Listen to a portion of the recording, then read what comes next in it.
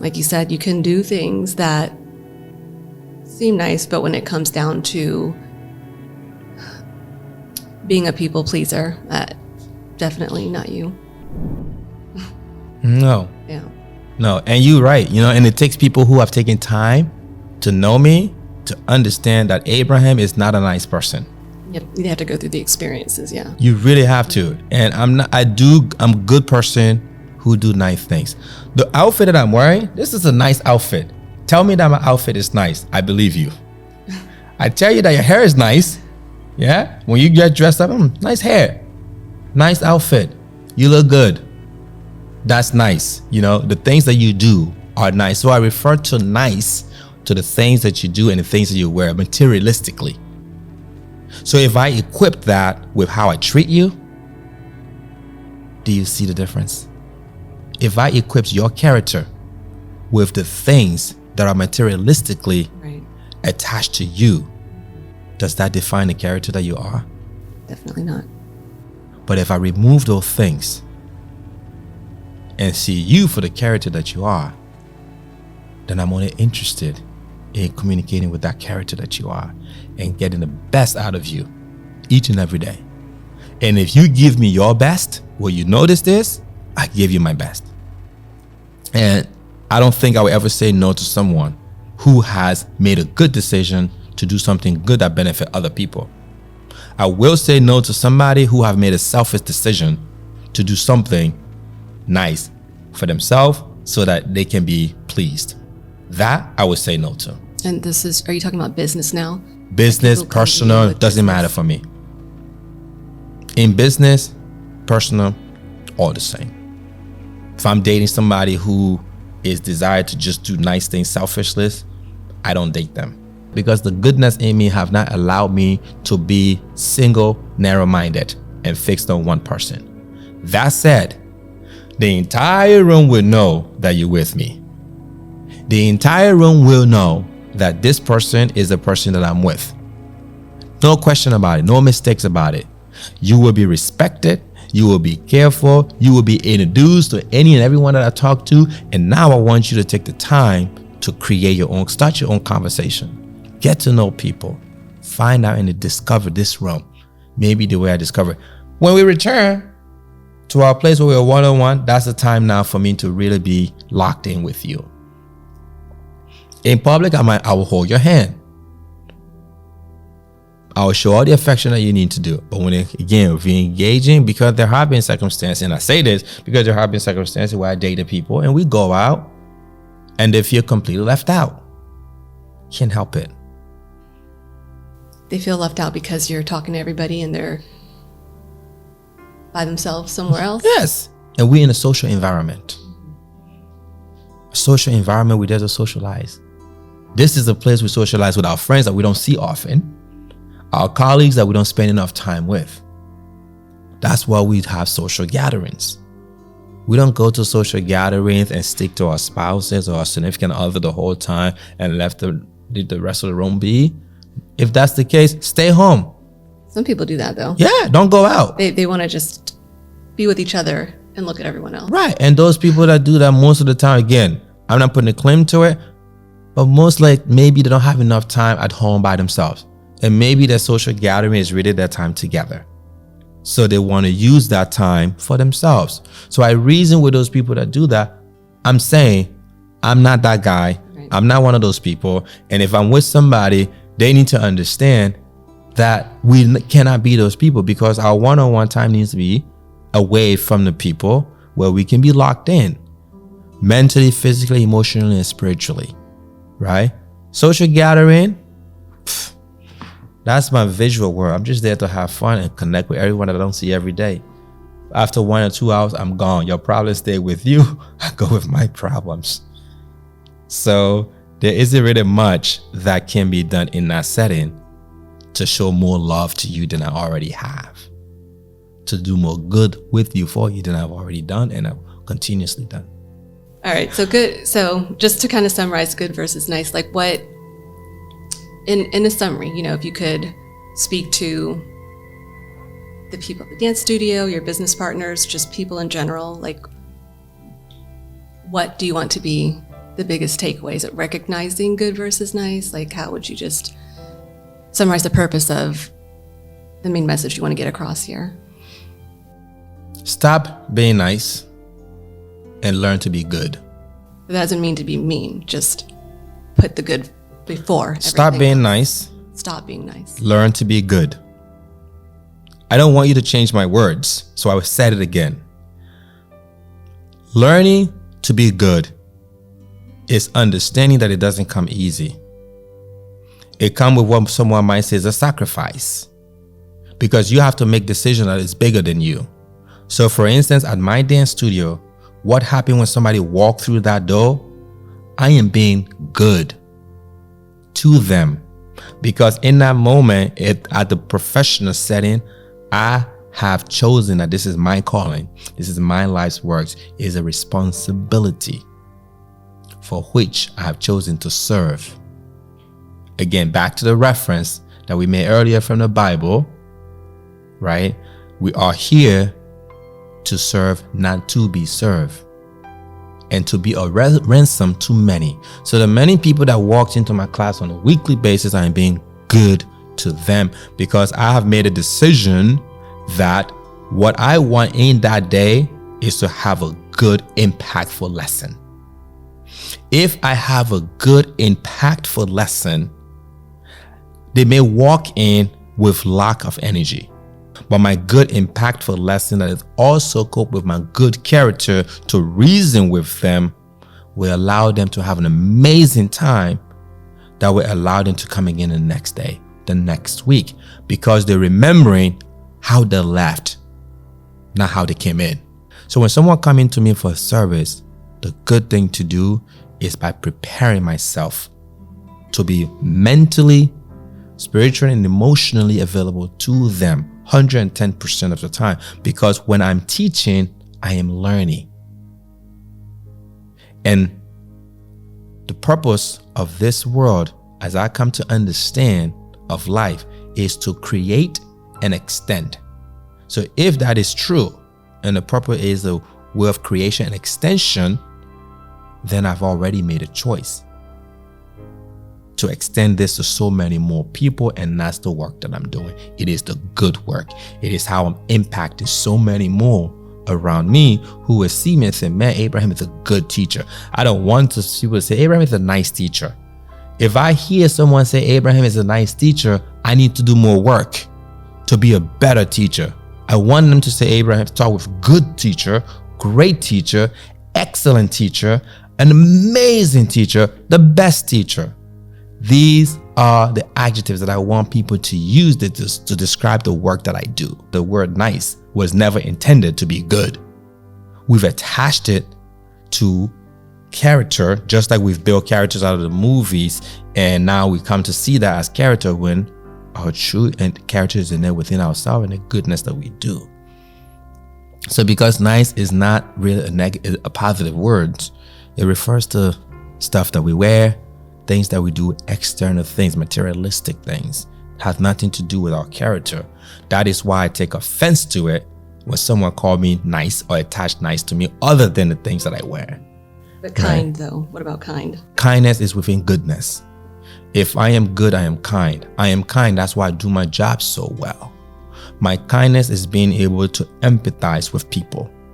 When somebody walks into me, I can see the energy that they walk in with, and I'm able to mirror that and give them my good energy in return. So now if someone calls you nice, but you know their intention is not the way you think of the word nice, are you still going to be offended? Well, I've told you as many times. You say you're not, and I told you as many. I'm not a nice person. Yeah. Even when you say, hey, yes, yeah. Exactly, right? I'm not a nice person. Mm-hmm. Now, some people might be offended by hearing that and say, what a jerk. I'm okay with that. But again, let's educate ourselves in the world that we live in, and especially to accomplish the desires of our heart. If we desire to be good, let's understand what goodness is. Kindness. I'm doing a kind thing for people when they come in with their hard day, and I'm listening to them. And I'm giving them an uplifting spirit. What they want is a positive, uplifting message, not a negative one, because they already are in the negative. So if I'm nice, I'm going to hold their hand and say, oh, it's okay. You know, what a jerk. You know, how could they do that to you? Instead, in that moment, what I choose to do, I would give that person a hug and say very simply, I am so glad that you're here now. And now that you're here, let's change the energy. I'm going to do my best to make sure you leave feeling better and grateful that you came in. That's a kindness. What I have done, I have heard them, I've listened to them, I've reasoned with them, and I've empathized with them by giving them my kindness, my good energy. The positive vibes that I have within me, they now receive it, and it's genuine. By holding their hand and saying, oh my gosh, I can't believe that happens to you. People are so messed up. People are jerks. You know, how can any of this happen? Well, I'm throwing fuel to the fire. I'm not helping the cause. They probably don't want to talk about this. What they really want to do is forget this day. So by me being nice, I've actually invigorated this, and now the brain is wired to create so many different ideas and scenario of what they did to have led to the action that was taken towards them. Well, I put myself in a position to be kind so that the reaction that they have from me is a positive one that will influence them to maybe look at this a little differently. And time after time, people come to me, not just as a dancer, but as a coach. And being a life and a business coach, that's something that I learned. You know, that when someone comes to you with their sad story, you don't bring your own sad story up. If you bring, I'm not trying to outdo you on your story. That's your day. I'm going to listen to you. I'm going to reason with you. I probably won't tell you what you want to hear, but I will tell you and give you what you need and want in that moment. And if you took a moment and just sit back and reassess, you'll say, oh my gosh. And that happens countless times. People will always, first interaction with me, maybe like, what? Go a little bit further there. That makes sense. That's kindness. That's goodness, because I've actually done something to influence another to see a goodness within themselves and become better. Well, now I have a podcast I can point people towards when they talk about you being nice and being good, you know, if they need the breakdown of it. So I appreciate you sharing your story and those significant moments where you distinguished nice versus good. You know, coming into it, I was like, what is this going to be about? But I see it now. And so I'm not going to be nice anymore. I'm going to try not to be. Is there anything else that you want to add? Well, yeah, I mean, honestly, it's the best thing for everybody. And understanding that honesty is not for others. I don't have to be honest for your good. I have to be honest for my good. Because if my good is good, it affects your good and we become good together. And you're probably wondering today, am I a good person? I know a lot of you wonder this question. Am I a nice person? Am I a kind person? You're asking yourself the question, who am I? Based on things that have happened in your life. You're asking yourself the question, why do these things happen to me? Why don't I get a break in life? And you're looking for answers in so many different places, just the wrong places. The answers that you seek is already within you. And at times you've heard the answers already.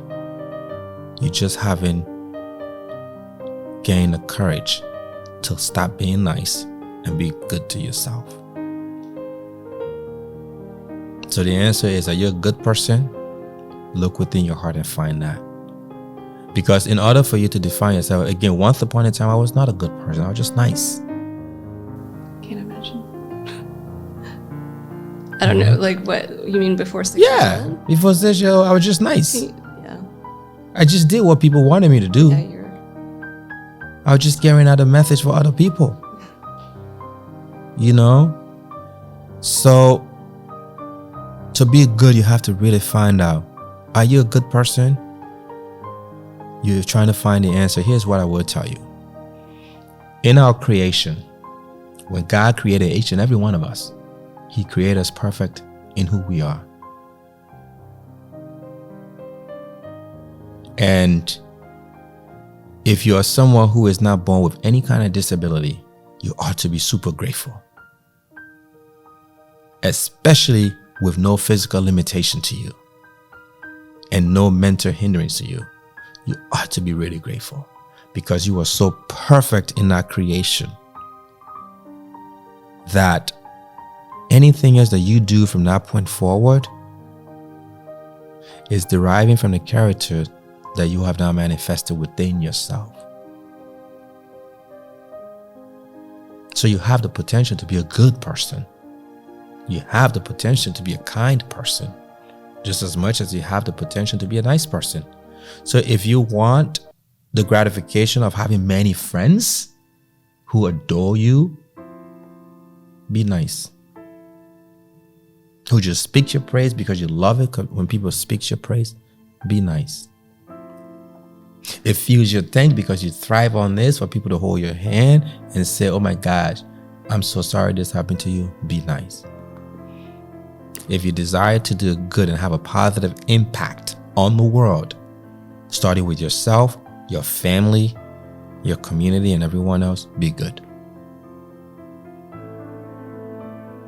In the moment, it would seem like a bad thing, like a worse thing. Follow it, trust it, continuously work along that, relentlessly pursuing that, because in yourself, you've already seen the picture. You've already seen the outcome. Be good and do that. And at the end of the day, what you will see is that the world that you always imagine creating, it will be handed to you.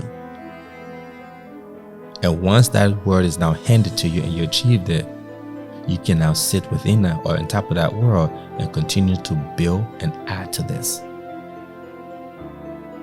So when you look at the world of finance, we constantly say to rich people are greedy. Well, the reason rich people consistently work hard to earn money because they have a desire to do more good, that there's not enough money there to do all these good things. Good people understand that to make change, you need two things: money and influence or power. Because if you have money, you can influence some things. To have money, you have to educate yourself in the way of success to earn how to earn money. So if you put yourself in a position to be able to earn money and create wealth for yourself and to in the interest of benefiting so much, you're putting yourself in a position to be good and do good. When that happens for you, you are now accomplishing your goal, but you never stopped. So I admire and adore successful people who continuously work, because the interest that they're working for and towards is bigger than themselves. So for anyone who wants to be nice, but know that nice is not going to get you anywhere. And for anyone who maybe talk negatively about successful people who are good, perhaps maybe you should start to change perspective on them, not a story. Just try to understand why successful people are the way they are. Taking it from me again, someone who was born with nothing, no money, pretty much the poor as it can get, to come to understand at this level, if any of us desire it, we will be given the same opportunity. So take your energy from the external and refocus it on the internal. One of my favorite songs from Michael Jackson is Man in the Mirror. I love that song. I love that song. Yeah. It's one of my favorite songs. Every morning I wake up, I look in the mirror and I see beyond the physical. I see past the sleepless night, the baggy eyes. Because I'm not sleeping well, I know this is a result. But I look past that and I look within to say, what does the man in the mirror truly want? Not the physical mirror, but the spiritual and mental one. And it's strong. He's powerful. He's good. And everything around him is good because he's good. Everything around him that happened to him, for him, happened for his good because he's good. Nothing nice happened to him though. And nothing nice happened for him because people aren't truly nice to him. Because he's not a nice person. So he's not going to receive niceness from people. So when people aren't nice to him, he's happy. Because he's known that's not the kind of energy that he projects. That's not what he gives. So he can't expect to receive that. So when I looked in the mirror, I'm grateful to be blessed, not lucky. I'm grateful to be blessed, to know the things that I have learned and to apply them first to myself. And if it works for me and it's good and it's showcasing some results, that's something I can live with. That's something I can trust. So the message here is, along the line, we're talking about character. So if you didn't see my first podcast, go ahead and watch that. We talk about the power of self-mastery, the discovery, and leading to that, now we're talking about the discovery of nice versus good. Why is it that you can't move forward? Because you're too nice. And you continue to be nice to everyone around you because you think it's the right thing to do. And it's the easy thing to do. It is the easy thing to do in the moment. Then you wake up and it's days later, weeks later, and you've just been nice the whole time. Yeah, and you go nowhere. Physically, mentally, spiritually, emotionally, you're in the same spot. And you hate yourself for it. I have always wished and hoped and prayed that all my friends and family would just be good. And with that goodness comes love. With that goodness comes empathy, compassion, and the list can go on. So I hope we all continue to love fearlessly and live fully in everything and all things that we do. Because fearlessness brings about the truth character of a person. When we have fear, we react differently. When we have no fear, we excel at a rate that is unimaginable even to ourselves. So by being fearless and loving fully, I'm able to consistently maintain the peace that I have within me. No matter what anyone said or does to me, it matters what I do and say to myself. So if you're going to reject the words that people say to you, don't say them to yourself. If you're going to reject the things that people do to you, don't do them to yourself. Makes perfect sense. Yeah. Whatever energy I have put forth will come back to me. Yeah. So hopefully you enjoyed this message today. Hopefully you enjoyed my previous podcast. And if you didn't, go watch it, A Discovery to Self-Mastery. And if you haven't already done so, go ahead and look me up on Amazon and look for my book, The Inner Light. A lot of what I talk about here, I talk about in the book. And if you have the chance and opportunity to read The Inner Light, you will actually get to know me and understand the character that I am and how I became this character. And it's no secret. So subscribe to the channel, share with your friends, and my hope and desire is that we will all find a goodness within ourselves. And if we haven't yet, that we will have the courage to choose to be good. And if this podcast didn't fully explain it to you, message me. The Starting Point Coaching is here to help you, put you on a good track to accomplish these things. We can guide you towards that. How to make fearless decisions, how to make good decisions, how to love fearlessly and live fully, how to let go of your fear and master the act of love.